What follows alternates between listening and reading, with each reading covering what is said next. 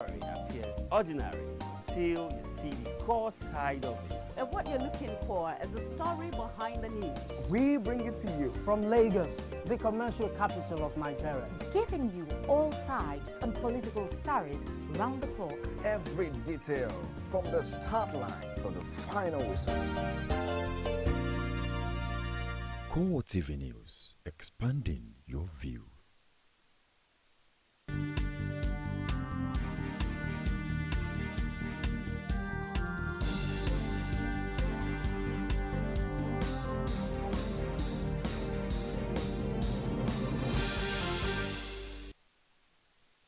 Hello and welcome to CoreTV Primetime News. I am Frank Omalape. In our major story, confusion in Ekiti State as Governor-elect Ayodele Fayose announces lifting of curfew on live television show.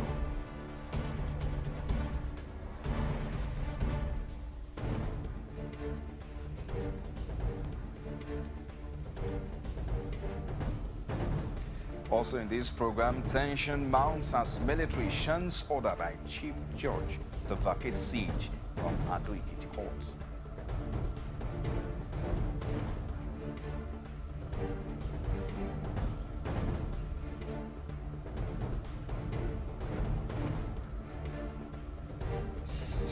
Convener of Bring Back Our Girls campaign, Obi Ezekwesili, and Minister of Water Resources in War of Words over adopted Chibok girls.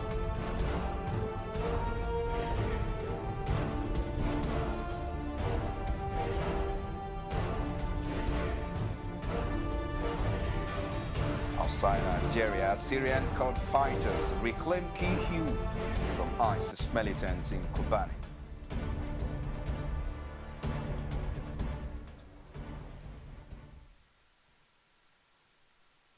Thank you for joining us again. There was confusion in Ado-Ekiti on Tuesday when the governor-elect Ayodele Fayose announced the lifting of the curfew imposed by the outgoing governor Kayode Fayemi.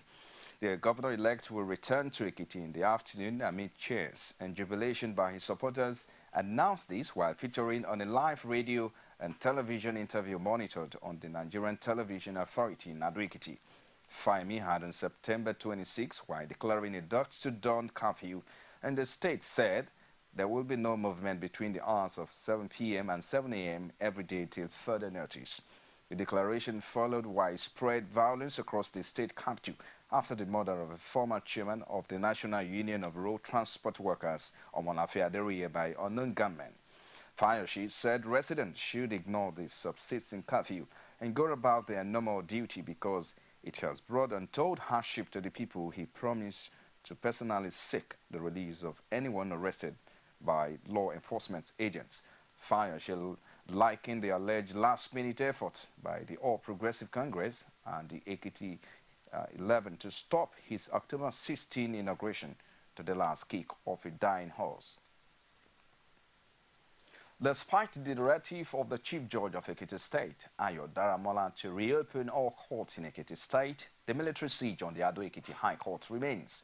Ekiti State Attorney General and Commissioner for Justice Wale Fagbonda, who spoke to CoreTV News on the development, says their action of the security agents has further explains the determination of some elements to rubbish the judicial system in the state. Are yet to be opened because of the continuing existence of the military, especially the military personnel and other security agencies there. What is happening is a gradual descent into a situation where the judiciary becomes irrelevant in the scheme of things. And there appears to be no respect for the judiciary, and is establishing a very dangerous and sad precedent.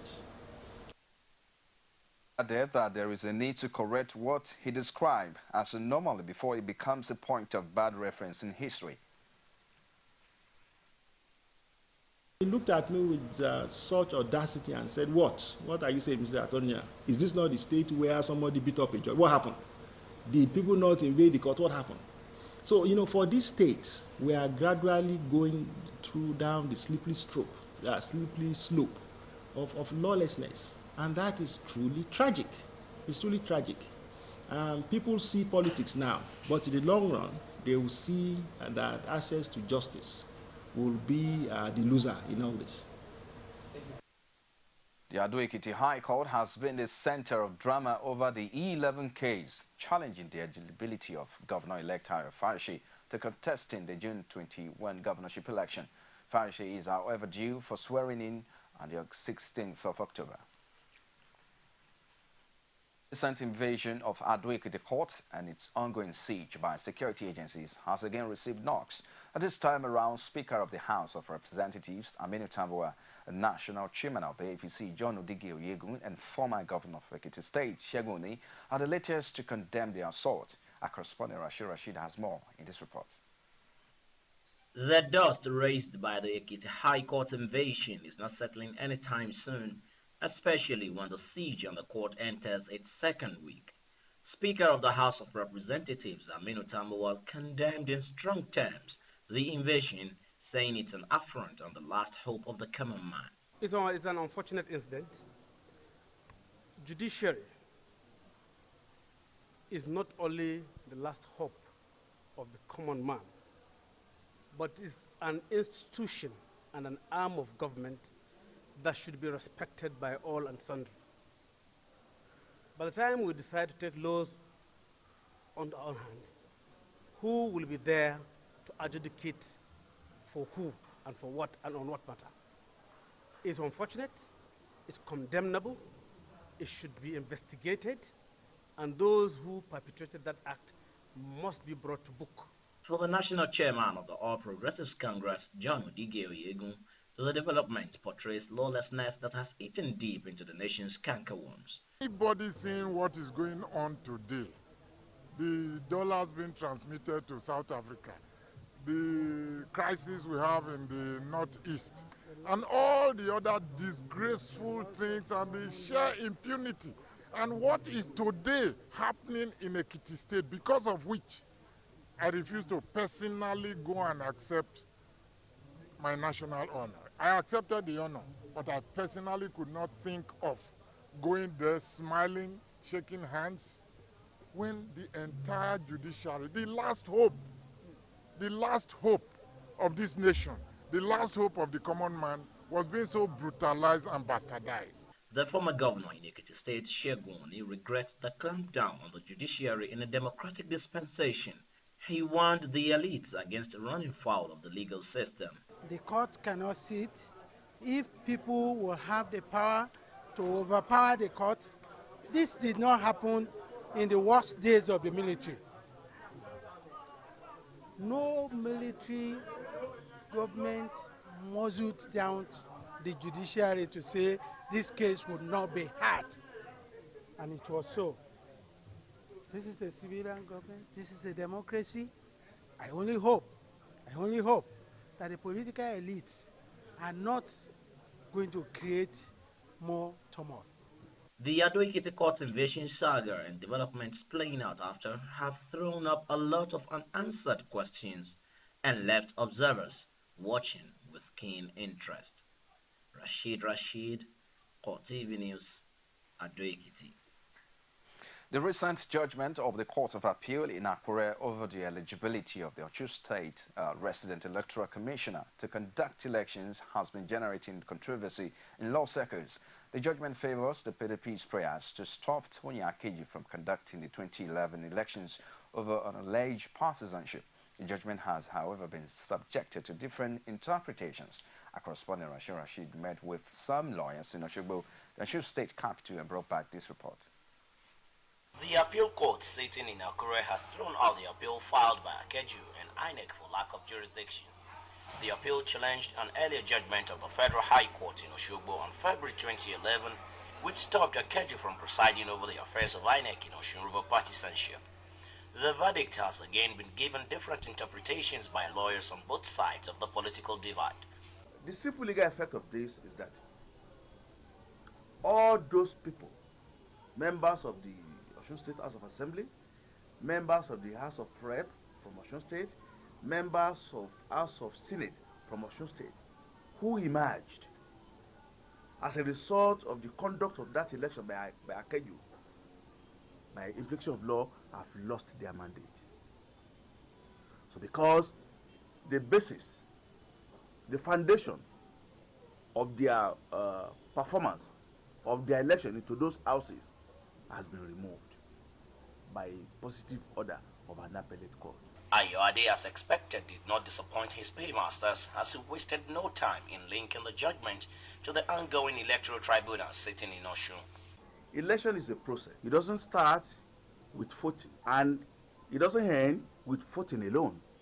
Akeju left office a few weeks to the election. Now, having participated in all this, somebody who has soiled his hand with iniquity, as found by a court of law, cannot be said to be capable of being exonerated of any wrongdoing. So in a way, that strengthens the PDP's petition. I'm a counsel. I'm privileged to know the contents of the election petition the PDP has filed. So it is part of the things we have pleaded, that this man had taken side long before the conduct of election of 9th of August 2014. So if this is so, in a way, that judgment has really vindicated our assertion as contained in the petition. Also expected was the swift reaction of one of the APC councils, Olaide Abiodun, who dismissed the PDP's council's interpretation as a flash in the pan. Abiodun also averred that INEC is the only organ saddled with electoral responsibility and duties, maintaining that Akeju is not an authority in that respect. Unknown to them, Akeju is not INEC. They cannot see any result signed by Akeju. That's the point. Result is signed by the man from Abuja. The court did not restrain INEC. The court was very careful that time not to restrain INEC. Because you cannot restrain INEC, you are telling them that there's a vacuum in governance. No, the court refused to restrain INEC. But they restrain Akeju. So if you restrain one man, there are so many other people that can conduct election. Yes, Akeju was there as rec. Their case was not to, they didn't go to court to say, remove Akeju as rec. So court did not remove Akeju. So it was still there as rec, but it was not the one that did the election. Go and look at their certificate of return. It was not signed by Akeju. So it does not affect the honorables. The difference in interpretation of the judgment notwithstanding, more observers are looking ahead to the political implications and its attendant effect on the polity. Rashid, CoreTV News, Oshogbo. You're watching CoreTV Primetime News. When we return from this timeout, convener of Bring Back Our Girls campaign, Obi Ezekwesili, and Minister of Water and Resources, in words of our abducted Chibok girls. Join us again. As a doctor, I've seen lots of mothers. Now, I'm one myself. Other mothers have taught me things only a mother could know. But when it came to relieving their baby's pain and fever, many mothers don't know what to do. So I told them about Panadol Children. Panadol Children is fast and effective, and it can be taken from when they're 3 months old. I'm still learning to be a mother, and it's getting better every day. New Panadol Children, fast and effective relief from pain and fever. There is an Ebola virus epidemic in some West African countries. The Nigerian government wants you to be aware and watch out against the spread of Ebola in your community. Help keep our country safe, and watch out for severe cases of fever, headaches, diarrhea, chest and abdominal pain, sore throat, cough, red eyes, and bleeding from the eyes, ears, and nose, especially when these symptoms are found in persons coming into Nigeria from other West African countries. Protect yourself. Wash your hands regularly with soap and running water, or use a hand sanitizer. Avoid contact with the blood, urine, feces, or saliva of animals like bats, monkeys, gorillas, chimpanzees, or infected persons. The Ebola virus is deadly. Don't catch it. Don't spread it. This message is brought to you by the Federal Ministry of Information.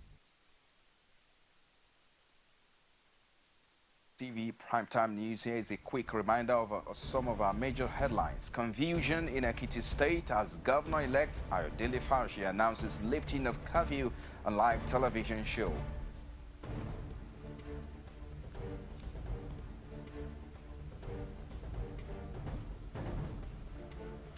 Tension mounts as military shuns order by Chief Judge to vacate siege on Ado-Ekiti courts.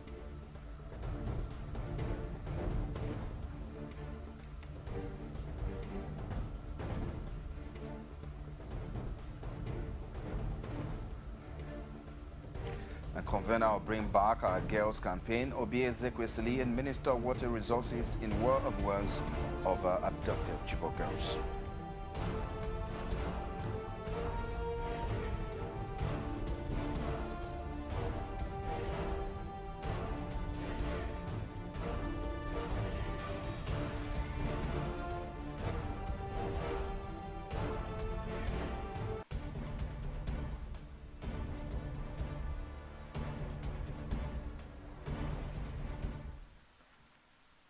For more information on our news and other programs, visit our Facebook page. It's facebook.com/CoreTV News and our Twitter handle @CoreTV News NG.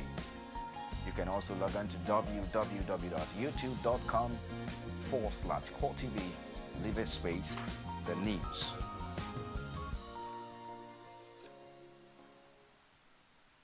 The protest march by the Bring Back Our Girls group to mark 6 months since the abduction of over 200 Chibok girls was reduced to a mini shouting match when a government team met with the campaigners. Trouble started when one of the girls who escaped from the insurgents addressed the government delegation in Hausa, a situation Water Resources Minister Sarah Chepe could not understand.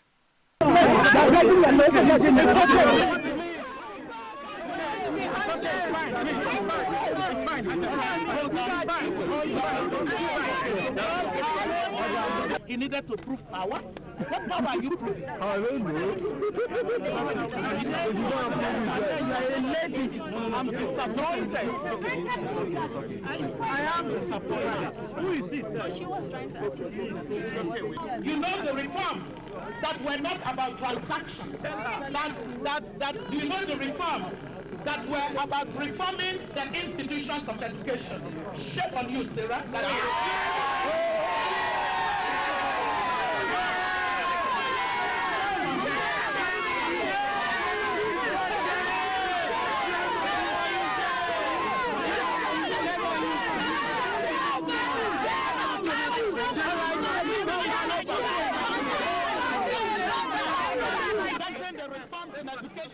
That she knew about, just because she happens to be in a situation where discrediting the reforms she knew about pays her.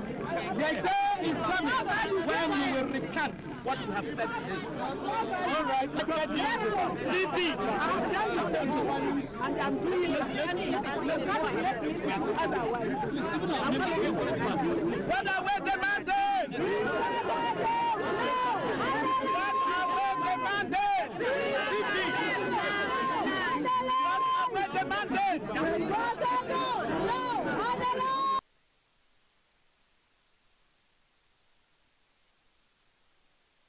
Now, the regular venue used by the Bring Back Our Girls group for its daily protest was on Tuesday morning taken over by a rival group which is also campaigning for the return of the abducted Chibok schoolgirls. The group, which tags itself a coalition of Nigerian youth groups, is more sympathetic to the government and wants the insurgents to return the girls. Unconditionally, they made their position known at a rally at the Unity Fountain. Pai Samia reports. This is the popular Unity Fountain in Abuja. For several months, this has been the venue of the daily sit-out protest by the Bring Back Our Girls group. The campaigners had planned to converge here before moving the protest march to the presidential villa. But when CoreTV News crew visited the fountain, this group of youths had taken over. Like complain, release our girls, but this time around we realize that it's like that thing is coming down and these girls are still there, so we don't need to try to relent. We realize that we just have to continue hammering and continue murmuring and continue making noise about this issue until all these girls are released. The Bring Back Our Girls group had claimed that hired hands had moved to the fountain to disrupt its plans. But these youths denied being sponsored by anyone. Nigerian youths, we don't have any sponsor. For now, there is nothing like sponsor. We are just gathering ourselves because this issue is bothering us, seriously bothering us. So we cannot continue sleeping and seeing our sister inside the bush. So even if there's no sponsor, we can use the little thing we have in our pocket to mobilize ourselves there and still continue agitating and begging. This time around is all about begging. We are begging Boko Haram seriously, and we are ready to work with our security, Nigerian security, because we know that they are seriously working. They also insisted that they want the Chibok girls, and with songs on their lips, they say nothing less than the return of the girls will be accepted.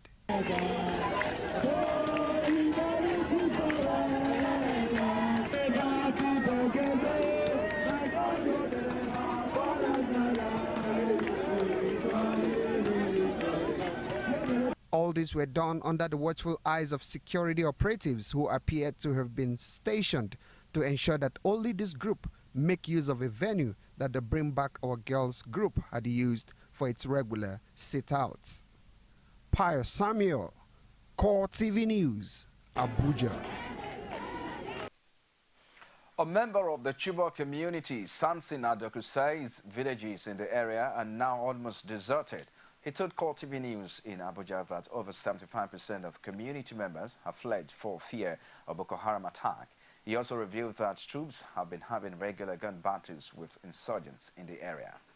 To tell the government and to protest to the whole Nigerians, that we as people of Chibok, we are concerned about our girls that have been taken for the past 6 months. I was in Chibok day before yesterday, and to tell you the truth, the parents are in a very terrible situation. Some of them, I talked with them, and they were saying that they cannot even work in the farm. It is better off for them to be, for them to know that their daughters or their girls are no longer alive than the kind of situation that they are going through. Any explosion that they had, they will imagine that their girls are with them over them. It's kind of a very terrible situation. So could you give us how the military operations is going on there? Since you just came back, was there any sound of explosion? Were you able to run into any military formation or troops trying to go into the forest in order to face the insurgents? Yeah, I heard a lot of explosion, especially on Saturday.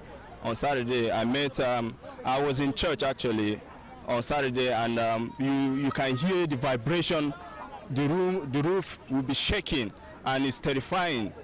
Actually, there are lots of military operations going on over there, because when I was coming, there are many checks. President Goodluck Jonathan is confident that the activities of insurgents and other cross-border criminals will soon be checked with intensified joint patrols, military operations, and intelligence sharing between Nigeria and its neighbors. He expressed this optimism while welcoming the Ministers of Defense and Foreign Affairs of Chad, Niger, Cameroon, and Benin Republic to Nigeria.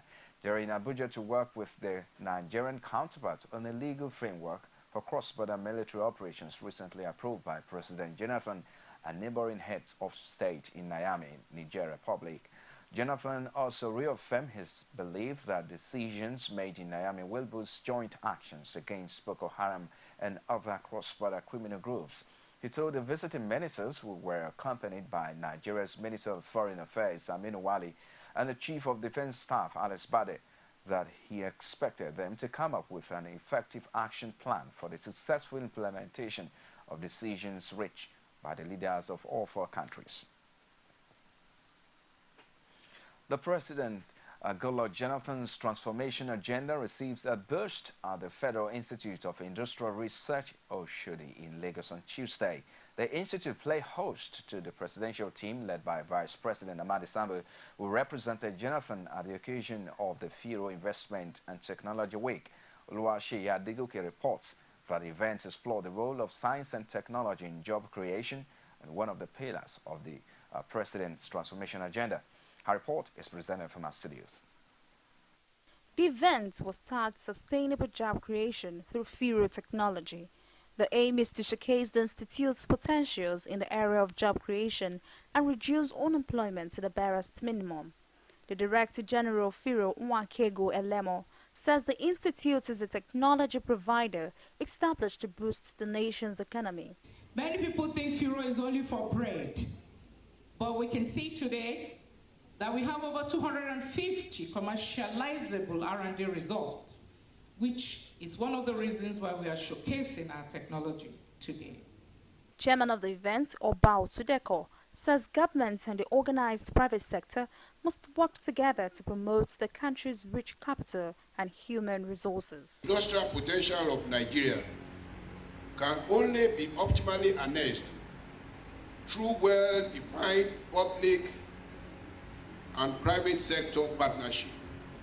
These initiatives involve government outfits like Philo and outfits from the private sector like ourselves in putting our resources together in order to meet the needs of teeming Nigerians and in the process satisfy the vision of establishing Philo whilst at the same time giving us the opportunity to commercialize the products of our joint exercise.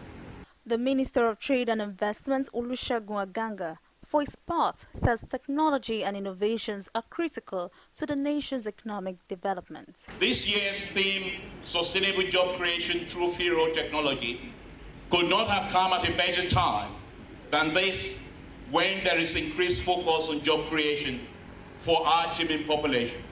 I am delighted that Philo is heavily involved in the council. In fact, the DG is the chair of the NSNA Council Subcommittee on Technology and Innovation for the MSME sector. The Vice President, Namadi Sambo, who represented President Goodluck Jonathan at the occasion, commended the efforts of the Institute in moving the nation forward. Let me therefore begin by commending the Federal Institute of Industrial Research, Oshodi, for taking giant and bold steps in aligning with our transformative efforts in the area of developing and transferring locally developed technologies to would-be entrepreneurs. Meanwhile, the Institute admonished Nigerians to tap into benefits from the technologies offered by the establishment for the development of the nation.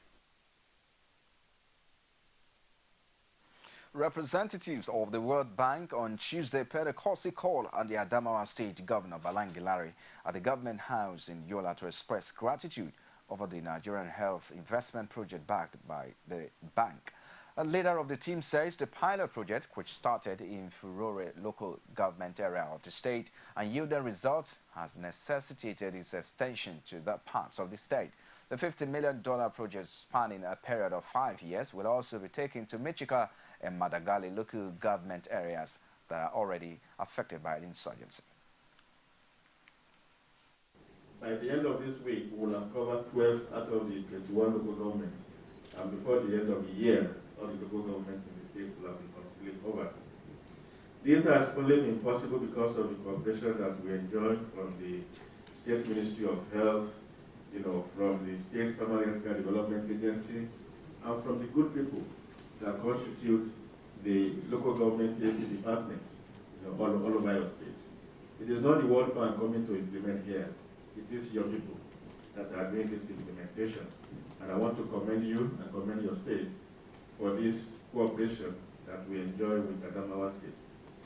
I want to say that the journey has just started. This project is a 5-year project, and we are just about 1 year old. So the journey has just started. What I want to see at the end of the 5 years is that our children are fully immunized, they are healthy. What I want to see is that our mothers are delivering safely.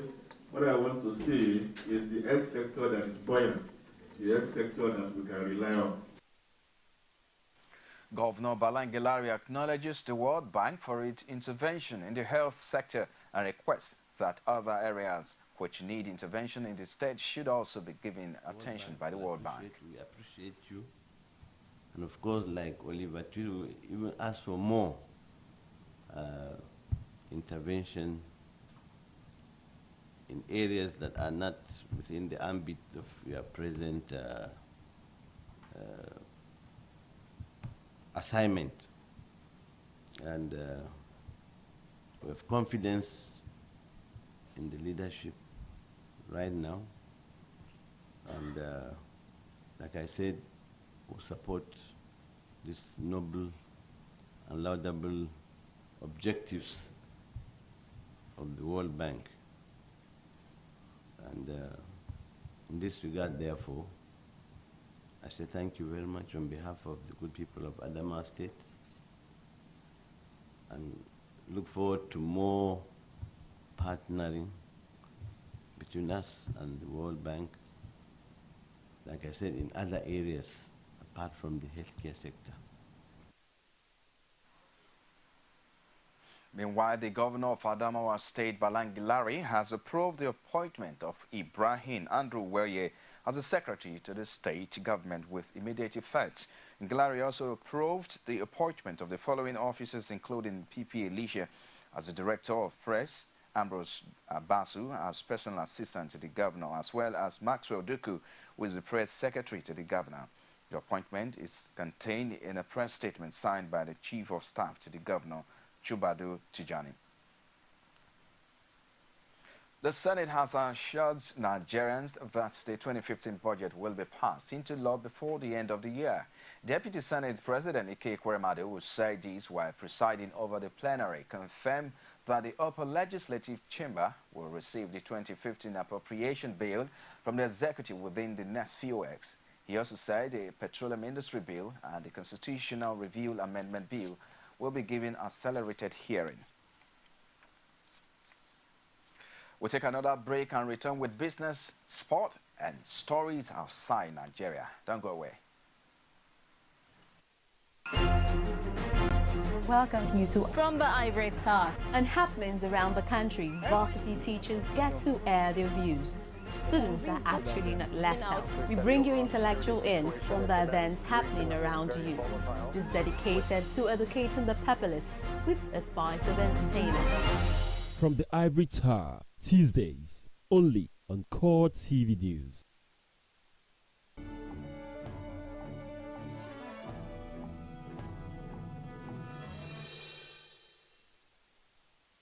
You're still watching CoreTV Primetime News. In business now, reports have it that growth in the banking system respectively slow in the second quarter of 2014. According to data released by the central bank, the margin between the average saving deposit and maximum lending rates narrowed by 0.0% to 22.40%. Interbank call rates rose by 0.26% to 10.59% in the second quarter of 2014.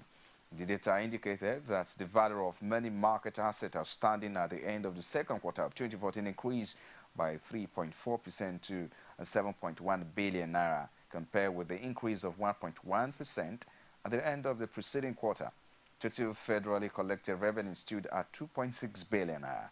While activities in the agricultural sector improved slightly in the second quarter as a result of the rainfall in most parts of the country, Nigeria's crude oil production, including natural gas liquids, was estimated at an average of 173.8 million barrels for the quarter.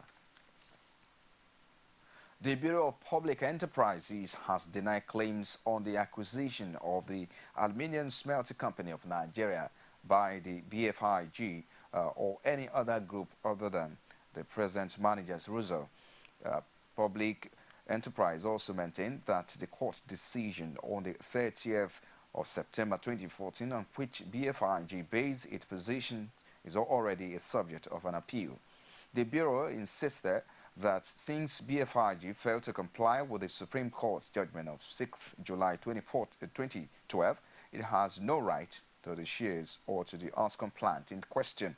According to the Bureau, it only hands over federal government assets to those who fully pay the bid, insisting that BFIG has not paid a dime.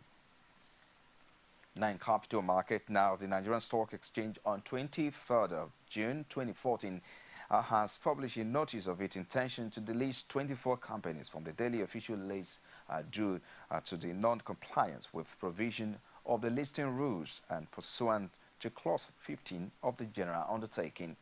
The notice provided a 3-month opening for each of the affected listed companies to regularize its listing status with the NSE But only one of the affected companies has fully regularized its listing status, although 14 other companies have taken some steps to regularize their listing status. 9 failed to take any of the appropriate steps to regularize their listing status, some of which are Investment and Allied Insurance PLC, Pinnacle Point Group PLC, Afro Oil PLC, West African Glass Industry PLC, Nigerian Wire and Cable PLC, Starcom, MTech PLC, Big Treat, and Just International Brew. The NSE has given final warnings to the affected companies, but after 1 month on notice, it would not hesitate to continue with the delisting process unless they take appropriate steps to effect compliance with their post-listing obligations. And now to market reports. Equity transactions on the Nigerian Stock Exchange Tuesday ended on a negative note. The all-share index dipped by 0.92% to close at 39,681.71 basis points. Market capitalization decreases in the same manner and closes at 13.10 trillion naira. In all, a total of 386.47 million shares valued at 4.7 billion naira were exchanged in 5,100 deals. Report shows that Dangote Cement topped the gainers chart, followed by UP Credit, Ikeja Hotel, Custodians, UACN, and May and Baker. On the flip side, Seplat or top chart, followed by Nesu PLC, Forte Oil, Nigerian Breweries, and WAPCO. Meanwhile, here are the top 5 trades.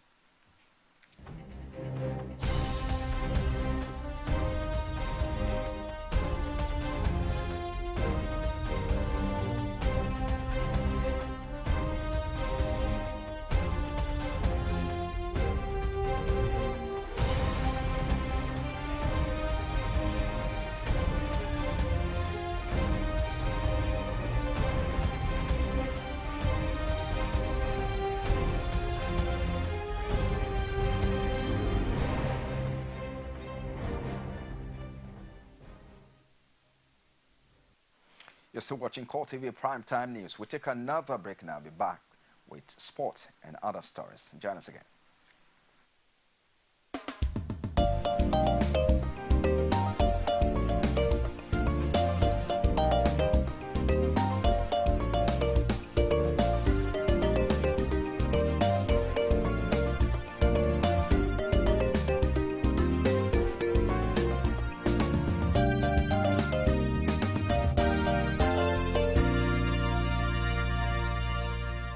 CoreTV News, expanding your view.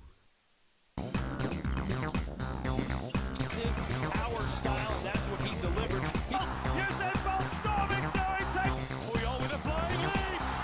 Bo taking them out in the lead and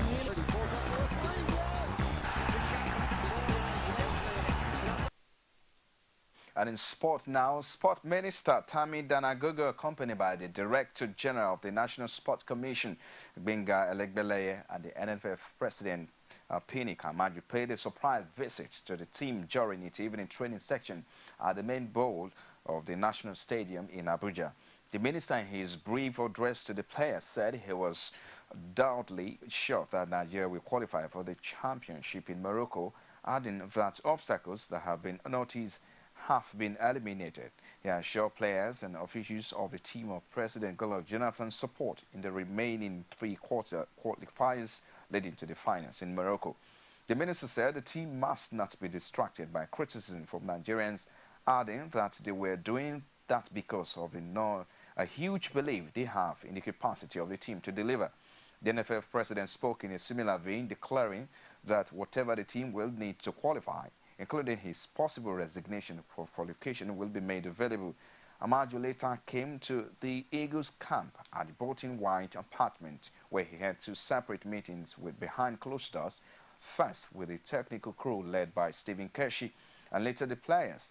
He refused to disclose his interaction with both parties, saying he was only making consultation with them because he wants every strong and positive staff for the new leadership of the NFF, which he heads.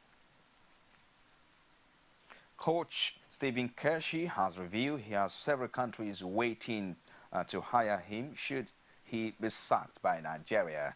Keshi has come under heavy criticism as his team have recorded a mere point from an available 9 in the AFCON 2015 qualifiers.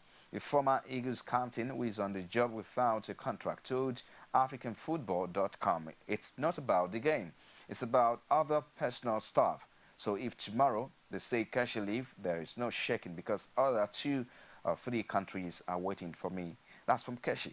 Keshi has also had to go, and Mali, and recently his agent claimed oil-rich Gabon, Angola and Equatorial Guinea have tabled offers for him. Carlo Ancelotti has revealed that Real Madrid decided to cash in on Angel Di Maria this summer due to the Argentine's hefty wage demands. The versatile midfielder played a key role in Madrid's successful Champions League campaign last term as they at last won La Decima. However, Di Maria was then sold to Manchester United in a deal worth €75 million after talks over a contract renewal broke down. The Madrid coach also had his say on Cristiano Ronaldo and insisted the Portugal international is the best player he has ever coached, while admitting it is not an easy decision to retain the attacker. Marussia's Jose Bianchi will not give up despite remaining in a critical condition after crashing. The Japanese GP says his father, Felipe, the Frenchman 25, suffered severe head injuries when he collided with a recovery vehicle at Suzuka. Felipe said the family have been touched by the show of support from other Formula One drivers who gathered at the front of the grid ahead of the Russian Grand Prix, arms around each other's shoulders, forming a circle of solidarity for Jews. And outside Nigeria now, Kurdish fighters battling Islamic State, ISIS, say they have recaptured a strategically important hilltop west of Kobani on Syria's border with Turkey. The advances were made after a series of airstrikes by the US-led coalition.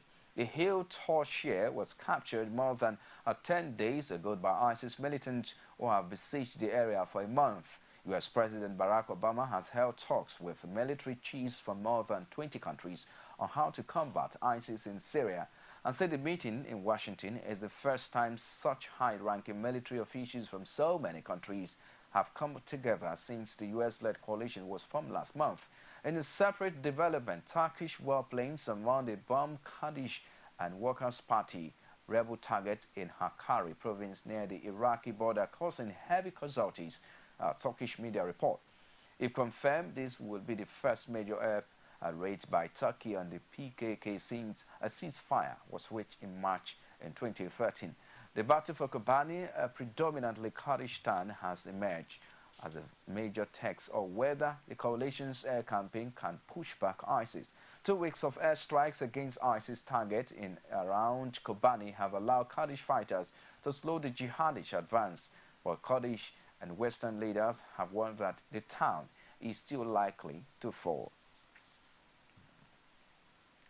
Just before we close the show tonight, there is a wrap of stories that made our headlines tonight. We told you that confusion broke out in Ekiti State as Governor-elect Ayodele Fayose lifted curfew on live television show.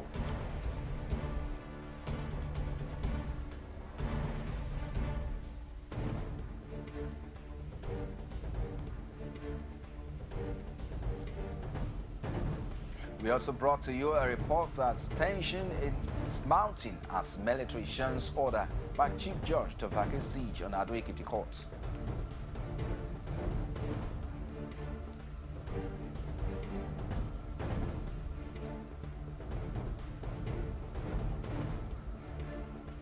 Last but not the least, on our primetime news tonight, convener of Bring Back Our Girls campaign, Obi Ezekwesili, and Minister of Water and Resources in war of words over abducted Chibok girls.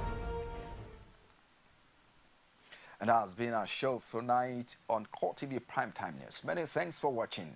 On behalf of entire news crew, I am Frank Omalape, wishing you a wonderful night rest. Good night.